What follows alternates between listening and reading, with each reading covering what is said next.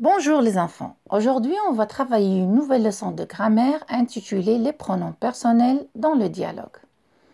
Faisons d'abord un petit rappel sur les pronoms personnels substituts, il ou elle au singulier, il avec S, elle avec S au pluriel, qui peuvent remplacer ou substituer des groupes nominaux déjà employés dans une phrase. Oui, j'étais sûre que vous allez être curieux. Vous allez me demander, mais où est passé le reste des pronoms personnels? Je, tu, nous, vous. Exactement. Et c'est l'objectif de cette leçon d'aujourd'hui. Généralement, on trouve ces pronoms personnels dans les répliques d'un dialogue. Et c'est quoi un dialogue? Un dialogue, c'est une conversation entre des personnes. Alors, les répliques dans cette phrase, il commence par des tirets, il contient des verbes introducteurs, etc. Et il contient des pronoms personnels, comme on va voir ici dans ce dialogue entre cette femme et son mari. Tu veux du café ou du thé? Alors, regardez ici dans cette bulle, tu. Tu ici désigne la personne à qui on parle. Alors, on sait très bien qu'elle parle à son mari. Je préfère le thé, merci. Et je ici désigne la personne qui parle, bien sûr, le mari. Voyons maintenant ce dialogue entre cette maman et ses enfants. Vous voulez du popcorn, les enfants? Alors, vous ici désigne les personnes à qui on parle. Oui, nous en voulons bien, merci. Et nous ici désigne les personnes qui parlent, toujours les enfants. Mais attention au pronom personnel vous. Il peut désigner une seule personne que l'on vous voit par politesse. Parfois, lorsqu'on s'adresse à quelqu'un d'adulte, quelqu'un qu'on respecte, alors par politesse, on va pas le tutoyer et utiliser tu, mais on va le vous voyer en utilisant le pronom personnel vous.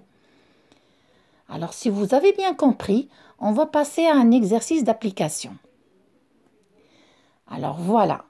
Alors, on a ici un dialogue entre les enfants qui veut préparer la kermesse. Et ça va nous renvoyer vers le premier texte qu'on a vu cette année, les enfants. Vous vous rappelez des enfants qui étaient en train de préparer la kermesse.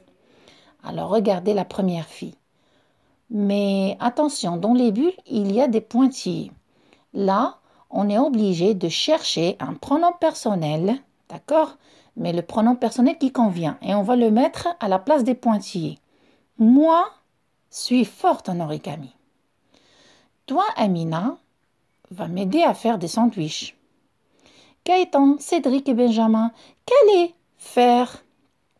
Et les enfants vont répondre, allons nous occuper des jeux. Attention, ici, il y a nous occuper parce que le verbe, c'est un verbe pronominal, s'occuper.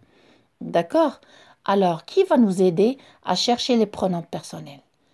Très bien, d'abord il y a la conjugaison des verbes, bravo et excellent, et il y a les pronoms personnels toniques comme moi et toi, et le pronom personnel réfléchi de nous occuper.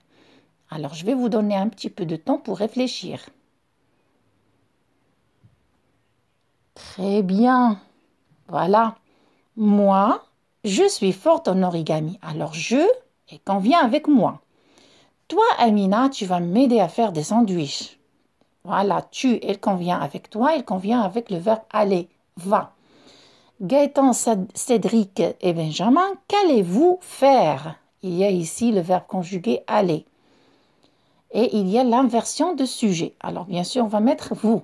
Nous allons nous occuper des jeux. Alors, ici, le pronom réfléchi, il nous a facilité la tâche pour trouver le pronom personnel convenable. Bravo les enfants, je suis très fière de vous. Alors, j'espère que vous avez bien compris cette leçon et à la prochaine.